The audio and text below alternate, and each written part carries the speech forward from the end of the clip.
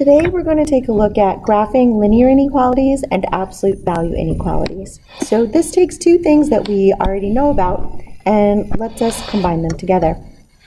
So let's take a look.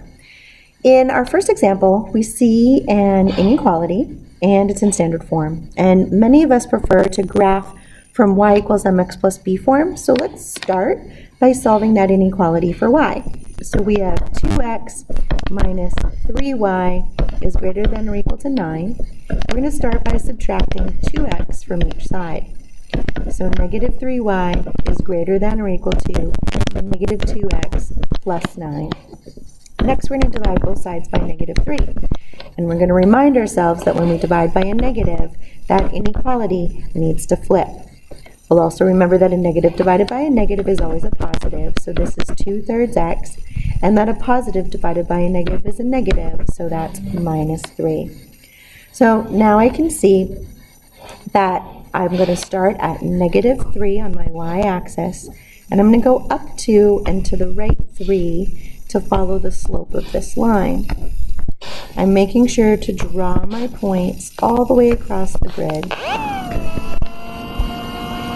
All right, when we had inequalities, just like regular inequalities, say we had something like 3x plus 5 is less than 8. And we went ahead, let's make that a little bit easier, let's make that less than 10. So if I subtract 5 from each side, I have 3x is less than 5, and I divide both sides by 3, so I have x is less than 5/3.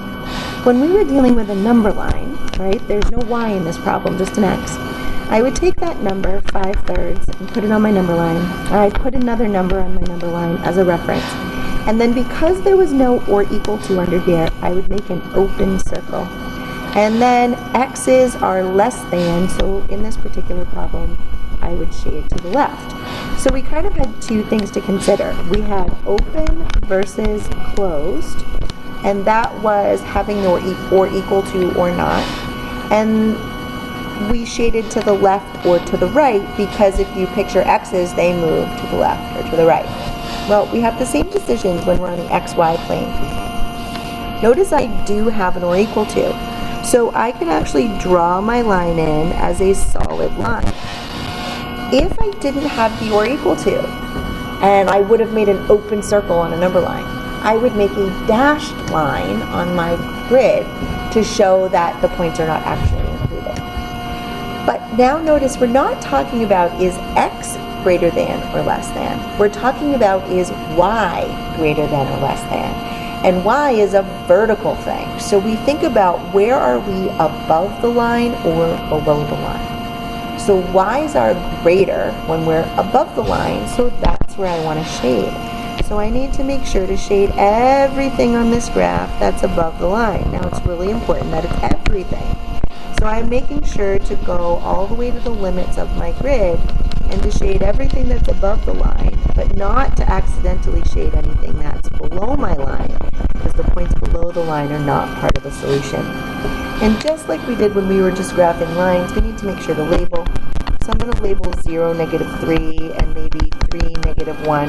You can, of course, pick any 2 points on the line to label, but those just seem like easy ones to work with.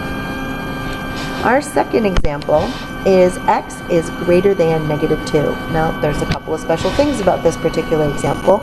One of them is that we know when we have something like x equals -2, that's going to be a vertical line. So we would go to -2 and make a vertical line. But notice that this one is not equal to. Instead, this one is just greater than. So the line itself is not included. So I need to go in and make this a dashed line to show that my line is not really included. It's just the boundary for the area that I'm talking about. The dashed line is equivalent to those open circles that we used on a number line. Now just a minute ago we said, okay, since we're talking about y being greater than, we're going to shade up because that's a y direction. But notice there's no y in this problem. That's the only time that we get to talk about shading to the left or to the right. This is x is greater than, and just like on a number line, x's are greater than to the right.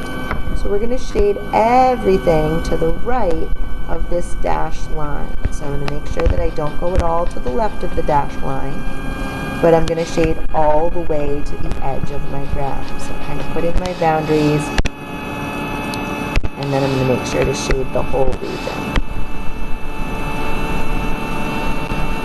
And just as with any line, we always want to make sure that we label at least 2 points. So I'll label the point -2, 0, and then I just need to pick something else. So I know this is also going to start with -2. This looks like -2, 5. Let's take a look at the last example. Notice we've got an absolute value inequality in here. So a couple things we notice. It starts with Y, so I'm talking about shading above and below.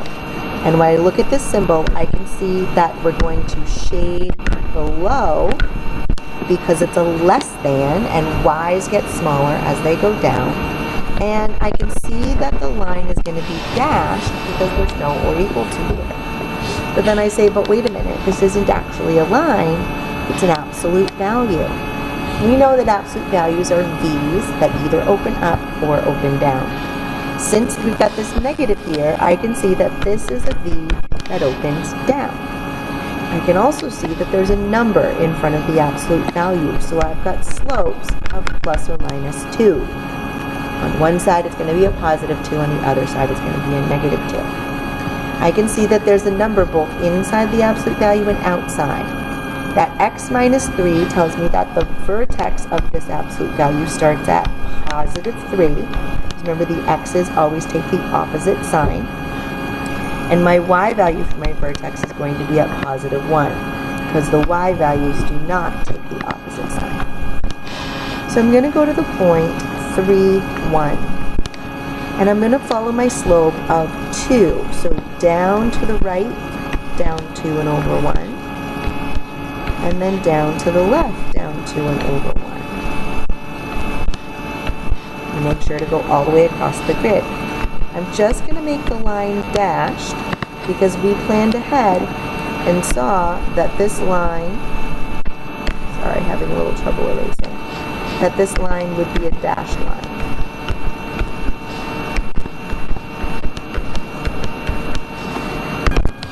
Next, I'm going to label some points. I'm going to make sure to label that vertex of 3, 1. And I'm going to pick a couple more points along. So here I've got the point 4, -1, and maybe the point 5, -3. Over here I might want to label the y-intercept. So that looks like it's down 5.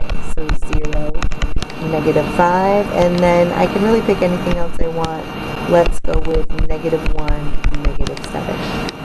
Now remember we said the shading was down. So I'm going to switch my highlighter.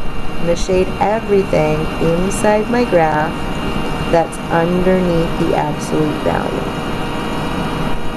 Got to go in and make that just in a little bit so I can be a little more precise.